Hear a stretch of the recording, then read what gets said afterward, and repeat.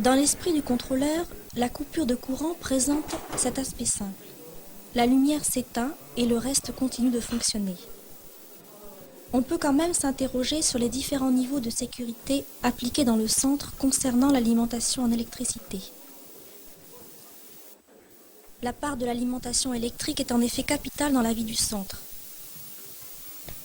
Elle conditionne le fonctionnement de la radio, du radar, des calculateurs,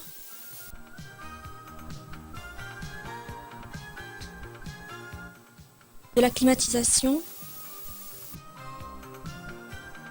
du téléphone, de l'éclairage, du chauffage, etc.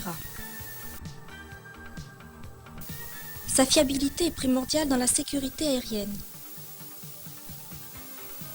Mais l'alimentation électrique est complexe et souvent hermétique pour le non-spécialiste. Nous allons donc essayer d'être simples et concrets.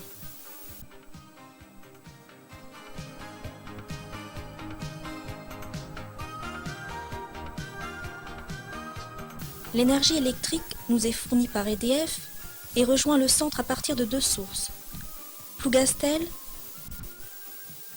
et Landerneau.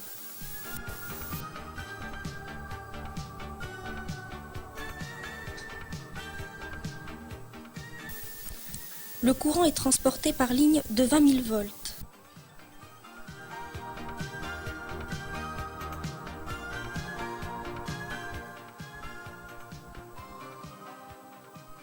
Ces lignes aboutissent à la centrale électrique qui choisit la source, soit Plougastel, soit Landerneau.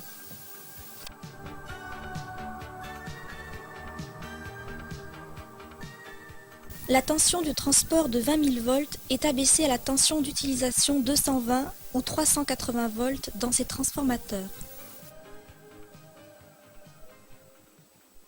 Cependant, le courant fourni par EDF n'est pas compatible avec les équipements comme les calculateurs ou certains équipements qui alimentent la salle de contrôle comme les générateurs synthétiques ou les transformateurs d'image.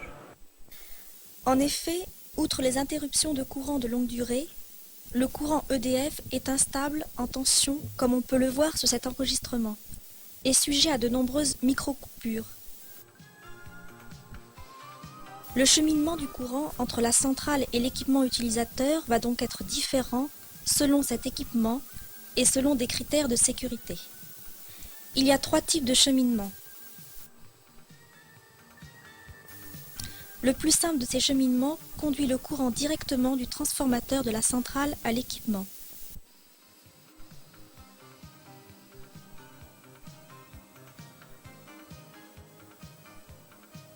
On comprend qu'une coupure EDF entraîne la mise hors service de cet équipement. Au Serena Ouest, seuls quelques éléments situés sur la façade nord du bloc technique sont concernés par ces cheminements directs. En particulier le chauffage de la salle de briefing.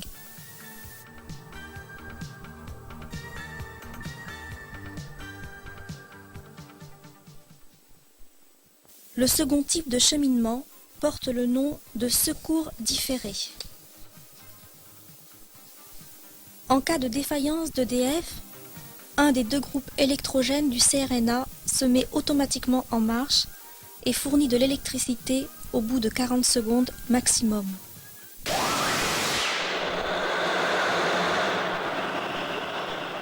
Sont concernés par ce type de branchement la climatisation, l'éclairage normal, le chauffage.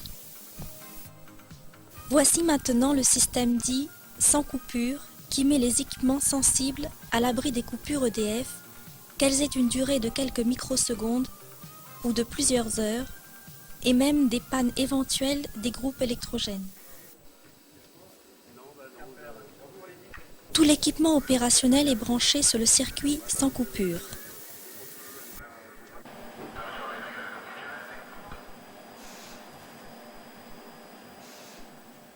Le principe est illustré sur ce schéma. Le courant alternatif produit par EDF ou par les groupes est redressé en courant continu. Une partie de ce courant, environ 5%, maintient la charge des batteries, les 95% restants sont transformés en courant alternatif dans des onduleurs et dirigés ensuite vers l'utilisateur. En cas de coupure en amont, les batteries sont en permanence sur le circuit. Ce dessin vous montre le principe ramené à la circulation d'un fluide.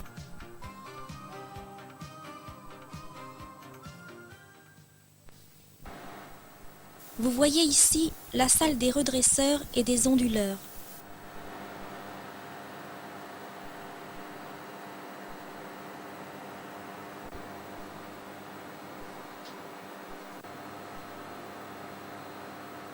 Et ici la salle des batteries.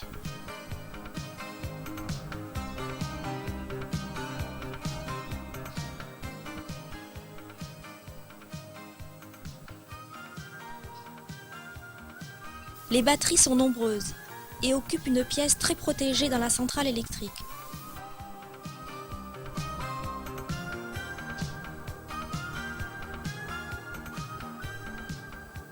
Le rendement du système sans coupure ne dépasse pas 70%. Le reste d'énergie est transformé en chaleur, évacuée par les gaines que vous voyez et sert à chauffer certains locaux.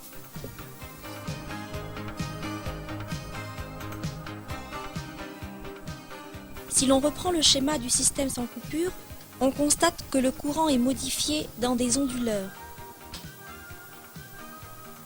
On comprend qu'une panne d'onduleur priverait de courant l'équipement en aval. Un système de dérivation connecte dans ce cas le reste du circuit au secours différé, exposant alors certains circuits aux microcoupures d'EDF.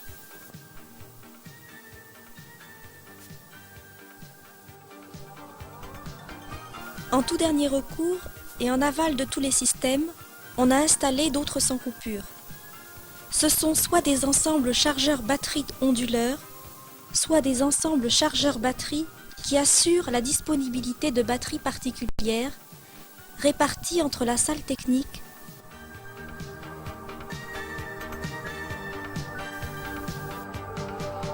la centrale électrique et l'antenne intégrée.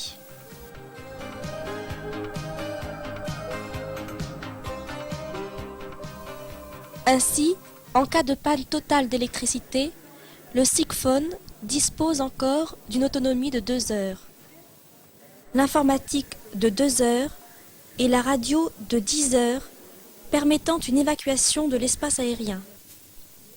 Précisons que les militaires ont leur propre centrale électrique et que certains éléments du CRNA, comme l'aérien du radar, peuvent être alimentés par cette source en secours. Nous vous avons présenté les grandes lignes de la distribution d'énergie dans le centre. Les interconnexions sont nombreuses et redondantes. La surveillance du système est particulièrement soignée.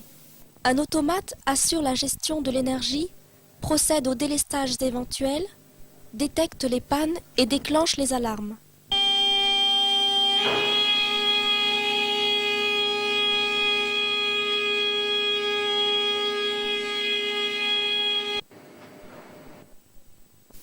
Pour vérifier la fiabilité, une simulation de coupure EDF a lieu tous les mercredis matins. On coupe l'arrivée EDF et on observe le fonctionnement de l'automate.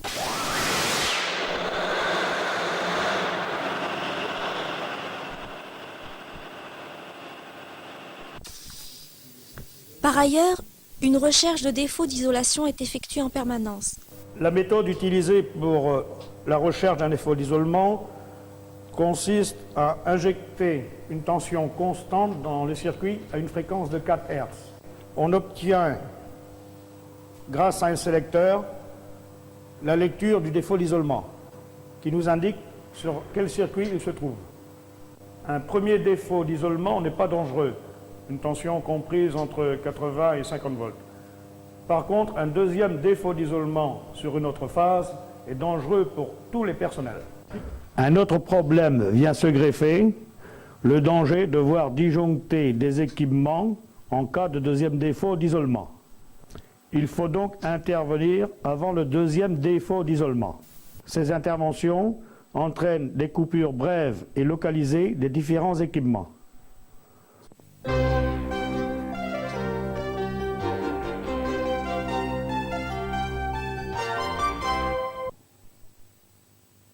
EDF approvisionne le centre, mais son courant est instable. Certains équipements ne sont pas secourus. D'autres, comme la climatisation, sont secourus 40 secondes après la coupure EDF. Enfin, toute la partie opérationnelle dispose d'un système sans coupure basé sur le stockage permanent de l'électricité dans des batteries.